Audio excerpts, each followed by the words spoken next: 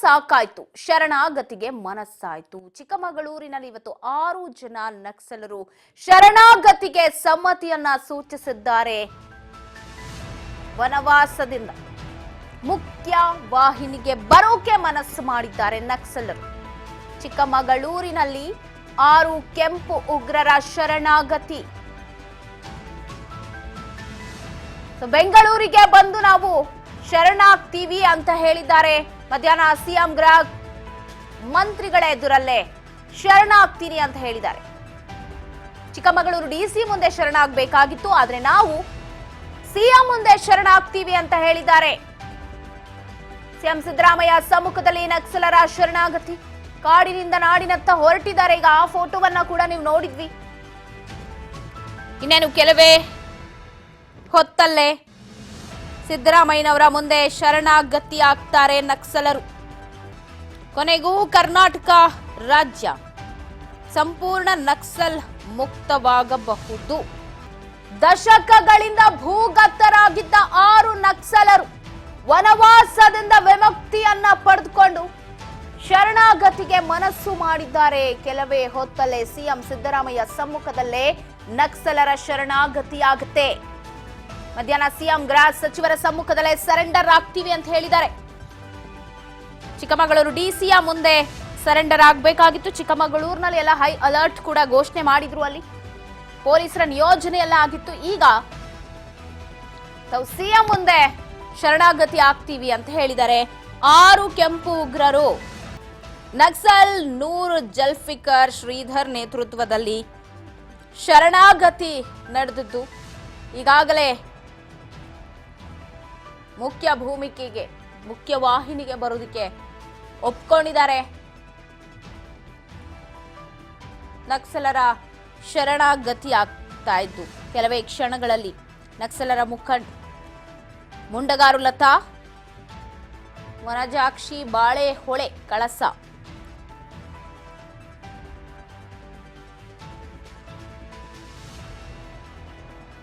ಸುಂದರಿ, ಕುಂತಲೂರು ದಕ್ಷಿಣ ಕನ್ನಡ ಈ ಭಾಗದವರು, ಮಾರಪ್ಪ, ಆರೋಳಿ ಕರ್ನಾಟಕದವರು ನಕ್ಸಲರ್ ಇವರೆಲ್ಲ ಇವತ್ತು ಶರಣಾಗತಿಗೆ ಮನಸ್ಸು ಮಾಡಿರೋದು. ವಸಂತ ಟಿ ಹಾಗೆ ಜಿಶಾ ಕೇರಳದವರು, ತಮಿಳುನಾಡಿನವರು.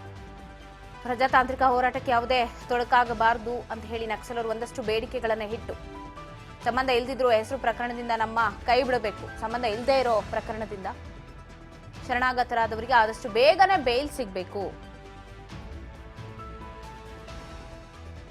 ಎಲ್ಲ ಬೇಡಿಕೆಗಳನ್ನ ಇಟ್ಟಿದ್ದು. ವಿಶೇಷ ನ್ಯಾಯಾಲಯದ ಮೊಕದ್ದಮೆ ಇತ್ಯರ್ಥಕ್ಕೆ ಮನವಿಯನ್ನ ಕೂಡ ಮಾಡಿದ್ದಾರೆ.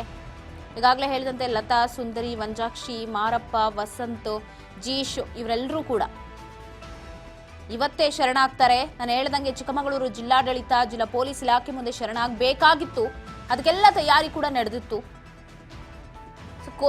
ಕಾಡಿನಿಂದ ನಾಡಿನತ್ತ ಕೂಡ ಬರ್ತಾ ಇದ್ರು ಶರಣಾಗತಿಗೆ ನಕ್ಸಲರು.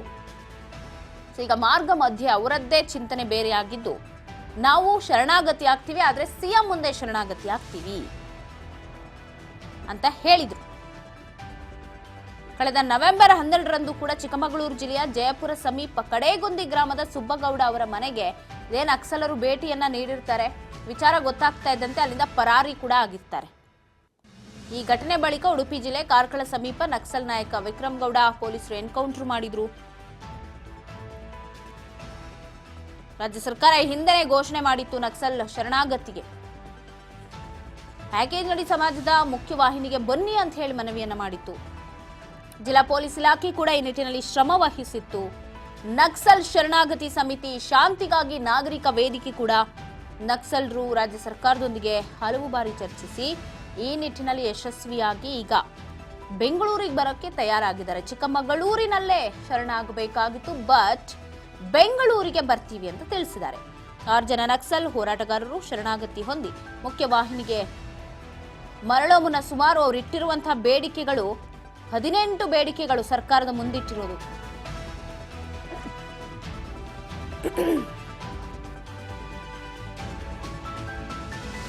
ಬೆಂಗಳೂರಿನಲ್ಲಿ ಗೃಹ ಸಚಿವ ಡಾಕ್ಟರ್ ಜಿ ಪರಮೇಶ್ವರ್ ಹೇಳಿಕೆ ಕೊಟ್ಟಿದ್ದಾರೆ. ನಾವು ಶರಣಾಗತಿಗೆ ಕರೆ ಕೊಟ್ಟಿದ್ವಿ, ಅವರು ಶರಣ ಆಗ್ತಾ ಇದ್ದಾರೆ.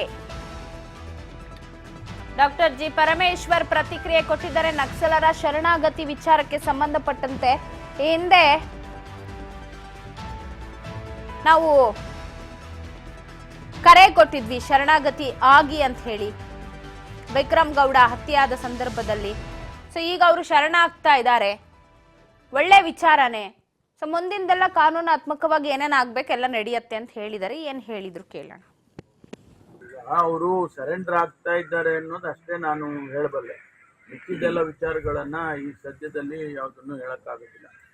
ಅವ್ರ ಕಂಡೀಷನ್ಸ್ ಏನು ಮತ್ತೆ ನಾವೇನು ಪ್ರಾಮಿಸ್ ಮಾಡಿದ್ದೇವೆ ಅದೆಲ್ಲ ಆಮೇಲೆ ಹೇಳ್ತೇನೆ. ಎಲ್ಲರ ಮೇಲೂ ತುಂಬಾ ಕೇಸ್ಗಳಿದಾವೆ, ಕೊಲೆ ಕೇಸ್ ಎಲ್ಲ ಇದಾವೆ. ಅವ್ರನ್ನ ಯಾಕೆ ಸರೆಂಡರ್ ಮಾಡಿಸ್ತಾ ಇದ್ದೀರಾ ಅಂತ ಬಿಜೆಪಿ ವಿರೋಧ ಮಾಡ್ತಾ ಇದೆ ಸರ್. ಅಲ್ಲ, ನಾವೇನು ನೋಡಿ, ನಾವು ಕರೆ ಕೊಟ್ಟಿದ್ದು ಇಲ್ಲೇ ನಿಂತ್ಕೊಂಡು ಹೇಳಿದೆ ಅಲ್ಲ ನಾನು. ವಿಕ್ರಮ್ ಗೌಡನ ಇದು ಆದಾಗ ಅವರ ಸಾವಾದಂಥ ಸಂದರ್ಭದಲ್ಲಿ ನಾನು ಇಲ್ಲೇ ನಿಂತ್ಕೊಂಡು ಹೇಳಿದೆ, ನೋಡಿ ನೀವೆಲ್ಲ ಸರೆಂಡರ್ ಆಗಿ ಯಾಕೆ ಈ ದಾರಿ ಹಿಡಿದಿದ್ದೀರಾ ಜೀವನದಲ್ಲಿ, ದಯಮಾಡಿ ನೀವೆಲ್ಲ ಬನ್ನಿ ಅಂತ ಹೇಳಿ ನಾನು ಆಹ್ವಾನ ಕೊಟ್ಟಿದ್ದೆ ಅವರಿಗೆ. ಅದೇ ರೀತಿ ನಮ್ಮ ಇಲಾಖೆಯಿಂದ ANFನವರು ಕೆಲಸ ಮಾಡಿದ್ದಾರೆ. ಹಿರಿಯ ಅಧಿಕಾರಿಗಳು, ಕಿರಿಯ ಅಧಿಕಾರಿಗಳು ಎಲ್ಲರೂ ಕೂಡ ಯಾಕಪ್ಪ ನೀವು ಅಲ್ಲಿ ಕಾಡಲ್ಲಿ ಇಟ್ಕೊಂಡು ಈ ರೀತಿ ಜೀವನ ನಡೆಸ್ತಾ ಇದ್ದೀರಾ, ಬಂದ್ಬಿಡಿ, ನೀನು ಸಮಾಜದ ಮುಖ್ಯವಾಹಿನಿನಲ್ಲಿ ಇರಿ ನೀವು ಅಂತ ಹೇಳಿ ಕರೆದಿದ್ದಾರೆ. ಈಗ ಅವ್ರ ಮೇಲೆ ಕೇಸ್ಗಳಿದೆ ನಿಜ. ಅದನ್ನ ಯಾವ ರೀತಿ ಅವರು ಸರೆಂಡರ್ ಆದಮೇಲೆ ಯಾವ ರೀತಿ ಕೇಸ್ಗಳ ಬಗ್ಗೆ ಚರ್ಚೆ ಮಾಡಬೇಕು, ಅದಕ್ಕೆ ಕಾನೂನಿನಲ್ಲಿ ಏನು ಅವಕಾಶ ಇದೆ ಅದನ್ನ ನೋಡ್ತೇವೆ. ಈಗ ಅವರು ಸರೆಂಡರ್ ಆಗ್ತಾ ಇದ್ದಾರೆ ಅನ್ನೋದು ಅಷ್ಟೇ ನಾನು ಹೇಳಬಲ್ಲೆ. ಮಿಕ್ಕಿದೆಲ್ಲ ವಿಚಾರಗಳನ್ನ ಈ ಸದ್ಯದಲ್ಲಿ ಯಾವುದನ್ನು ಹೇಳಕ್ಕಾಗೋದಿಲ್ಲ. ಅವ್ರ ಕಂಡೀಷನ್ಸ್ ಏನು ಮತ್ತೆ ನಾವೇನು ಪ್ರಾಮಿಸ್ ಮಾಡಿದ್ದೇವೆ ಅದೆಲ್ಲ ಆಮೇಲೆ ಹೇಳ್ತೇನೆ. ಎಲ್ಲರ ಮೇಲೂ ತುಂಬಾ ಕೇಸ್ಗಳಿದಾವೆ, ಕೊಲೆ ಕೇಸ್ ಎಲ್ಲ ಇದಾವೆ. ಅವ್ರನ್ನ ಯಾಕೆ ಸರೆಂಡರ್ ಮಾಡಿಸ್ತಾ ಇದ್ದೀರಾ ಅಂತ ಬಿಜೆಪಿ ವಿರೋಧ ಮಾಡ್ತಾ ಇದೆ ಸರ್. ಅಲ್ಲ, ನಾವೇನು ನೋಡಿ, ನಾವು ಕರೆ ಕೊಟ್ಟಿದ್ದು ಇಲ್ಲೇ ನಿಂತ್ಕೊಂಡು ಹೇಳಿದೆ ಅಲ್ಲ ನಾನು. ವಿಕ್ರಮ್ ಗೌಡನ ಇದು ಆದಾಗ ಅವರ ಸಾವಾದಂಥ ಸಂದರ್ಭದಲ್ಲಿ ನಾನು ಇಲ್ಲೇ ನಿಂತ್ಕೊಂಡು ಹೇಳಿದೆ, ನೋಡಿ ನೀವೆಲ್ಲ ಸರೆಂಡರ್ ಆಗಿ ಯಾಕೆ ಈ ದಾರಿ ಹಿಡಿದಿದ್ದೀರಾ ಜೀವನದಲ್ಲಿ, ದಯಮಾಡಿ ನೀವೆಲ್ಲ ಬನ್ನಿ ಅಂತ ಹೇಳಿ ನಾನು ಆಹ್ವಾನ ಕೊಟ್ಟಿದ್ದೆ ಅವರಿಗೆ.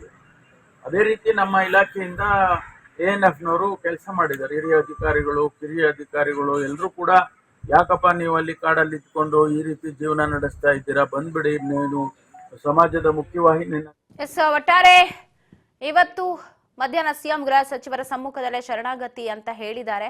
ಸೊ ಆ ವಿಚಾರಕ್ಕೆ ಸಂಬಂಧಪಟ್ಟಂತೆ ಎಲ್ಲ ತಯಾರಿ. ನಾನು ಹೇಳಿದೆ, ಚಿಕ್ಕಮಗಳೂರಿನಲ್ಲೂ ಕೂಡ ಪೊಲೀಸ್ ಅಲರ್ಟ್ ಆಗಿದ್ರು. ಯಾಕಂದ್ರೆ ಅಲ್ಲಿ DC ಮುಂದೆ ಶರಣಾಗ್ತೀವಿ ಅಂದ ಕಾರಣ ಈಗ ಸಿಎಂ ಮುಂದೆ, ಗೃಹ ಸಚಿವರ ಮುಂದೆ ನಾವು ಶರಣಾಗ್ತೀವಿ, ನಮ್ಮ ಬೇಡಿಕೆಗಳನ್ನು ಇಡ್ತೀವಿ ಅಂತ ಹೇಳಿದ್ದಾರೆ.